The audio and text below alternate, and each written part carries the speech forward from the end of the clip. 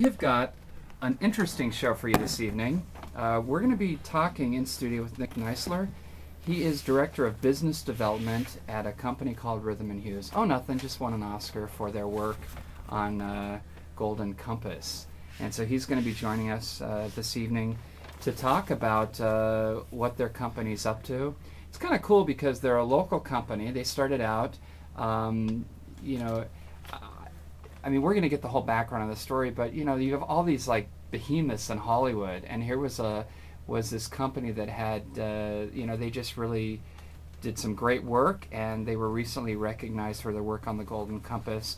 But we're going to find out because they've been involved in, gosh, commercials, films, and also amusement park rides. So we're going to find out what's involved in doing animation for film and games and just a lot of different things.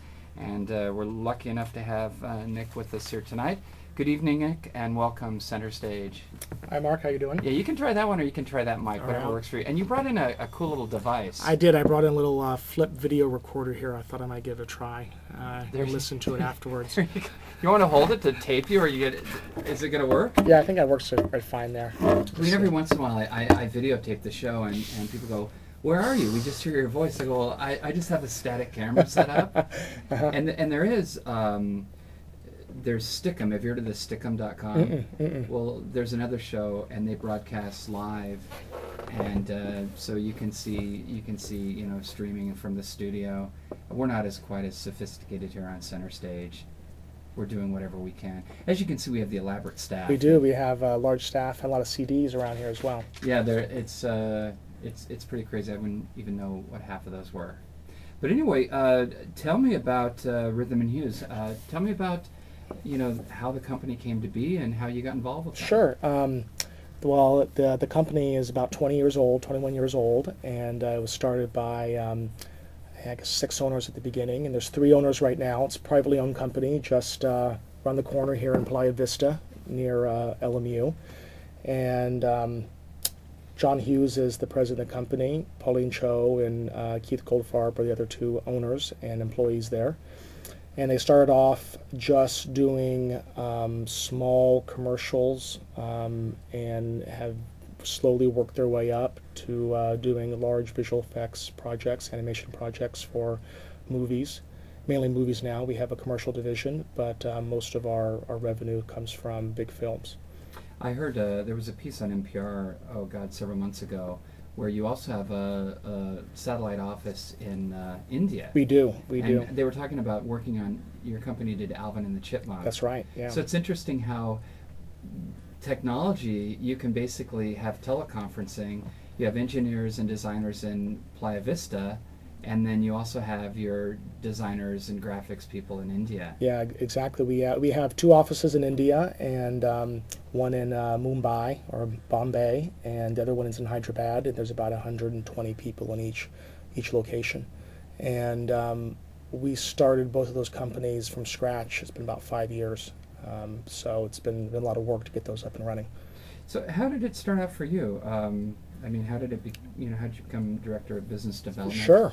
Well, I Well, mean, prior to that, because you didn't come from an entertainment background. no, right? no, not at all. In fact, I was a physics major at Occidental College, which is over in Eagle Rock, and my roommate at the time was actually working at Rhythm and Hues part-time. My roommate Eli Rodriguez, and in the systems group, and I left, and then I went to Columbia for 2 years. I got a degree in industrial engineering there, and one of my other friends, who was a physics major, he went to go work at Rhythm and Hues in production management. And when I was at Columbia, he said, "Well, you know, we need more people in production management that have engineering backgrounds." And he said, "When you come out here and interview." So that was 10 years ago that I came out and interviewed. In fact, I think probably 11 years, probably almost this week, because it was spring break whenever I came back out. So I'd been there a long time. I was in production management for 4 years, and then I went back to business school at UCLA, and then I came back and doing more business development type work. So, what does your job entail? Well, about half of my job is doing some forecasting and trying to figure out kind of resources we need to get the jobs done. We have a large company. We have about 600 people here Wow. in Los Angeles and another 300 in India. So whenever we bid a project, there could be anywhere between 150 and 250 people that are eventually on a project. So trying to figure out, kind of resources are needed for doing a project, what kind of cash flow we expect. Just try to stay in business is a lot of work.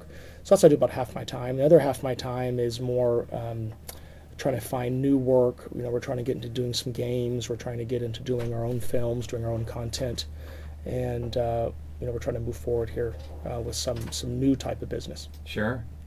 Now let's talk about some of the films. Obviously, we've been talking about The Golden Compass. Mm-hmm. And but some other, I'll just run down the list of some of the other films. Meet Dave with Eddie Murphy, The Fast and Furious. Oh yeah. Goes to the Past, Mummy 3. Mummy 3 we're working on right now. We're doing about half the effects. Dee Dee's doing the other half. The Hulk. We're doing it right now. Right now our big projects are the Mummy 3 and then also the new Incredible Hulk movie. Yeah, we're trying to finish that up right now. Wow. Now, tell me, when you work on a thing like this, let's just go back to the Alvin and the Chipmunks. Sure. Because how long does it take to generate those characters? Sure. Well, Alvin and the Chipmunks was probably about 9 months worth of work. So whenever the studio came to us and they had a script that they were either just greenlit or just getting ready to greenlight for production, so we would talk with them. We did a character design and trying to figure out what the characters look like, trying to figure out how many shots they're going to put in the movie. Mm-hmm. Whether it's going to be 450 shots or 550 shots, and trying to help them get through their budget and figure out exactly what their budget is for doing the production. So then there's a pre-production process where we do the modeling and we get all the characters to look good and to be able to light them in the scenes. And then they shoot the movie, of course. It's about 3 months to shoot the movie. And then the back half is about 6 months in order to actually do the shots. So wow. It's and then, of course, what tends to happen is they re-edit stuff and they make changes. And so most of the work actually gets done probably in the last 3 months when you finally have the whole pipeline up and running and you have artists who are all working on the shots and kind of really understand the character and how to animate the character and how to really make the pipeline go smoothly, and then everything kind of really gets done in the last part of the production. Now, when they're doing when do they bring in the actors? I mean, do they, for all the voiceovers? Right. And is it something where when you have the animators, do they watch the actors and they watch the scenes? Do they actually videotape the actors going through the scenes, right. and then they try to create the movement of the mouths to right. coincide with the actors? Right, exactly. Well, for a lot of fully animated movies, they've been doing a lot of that now, where they videotape the actors and they try to use the actors, kind of mannerisms in the characters. We do that sometimes. It kind of depends on if the actor they're trying to really bring out the mannerisms of what the actor and who he is in the character. That's kind of close to what they did with Beowulf, right? Well, yes, because you saw Angelina Jolie as a CGI character. Exactly, yeah. For Beowulf, they actually did motion capture, so they actually did take, they did a digital motion capture of the actor's performance and their faces. They had their faces all rigged up in order to get the face data, and so they, what you theoretically saw on the screen for Beowulf was actually their performances. Of course, you have to have the actors come in and make nuances and help edit all that all together. But for a movie like Alvin and the Chipmunks, it really was, the performances of the animators who really, make those creatures come to life. Well, now you look at a film like The Fast and the Furious, and you're thinking, well, why do we need animation there?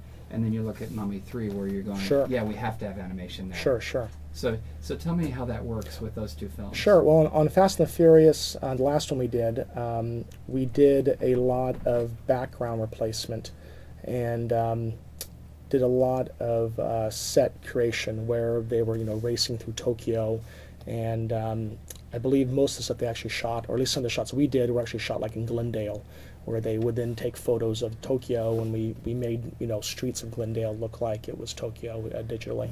And there were also some shots of Japan where we added additional people in the crowd, so whenever they would come around the corner, it would look like it was unsafe because people would